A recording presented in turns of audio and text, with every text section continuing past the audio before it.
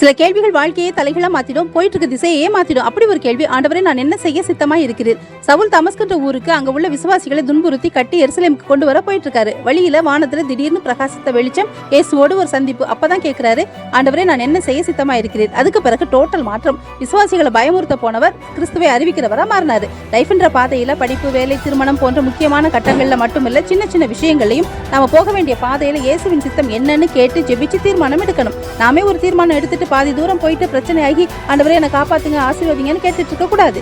கர்த்தருடைய சித்தத்தை அறிந்து அதன்படி செய்யறது தான் ஆசீர்வாதத்தை கொண்டு வரும். புது பிசினஸ் தொடங்குறீங்கன்னா அது கர்த்தருடைய சித்தமான கேட்டு செய்யுங்க. ஃப்ரெண்ட்ஸ், குடும்பத்தார் சொல்றாங்கன்னு செய்யாதீங்க. அவங்க நல்ல மனசோட ஆலோசனை சொன்னாலும் உங்க ஃபியூச்சரையும் உங்க மொத்த வாழ்க்கையும் அறிந்திருக்கிற கர்த்தர் மட்டும்தான் சரியான ஆலோசனை சொல்ல முடியும். ஆண்டவரே நான் என்ன செய்ய சித்தமா இருக்கிறீர் என்பது நம்முடைய அனுதின ஜெபமாகட்டும்.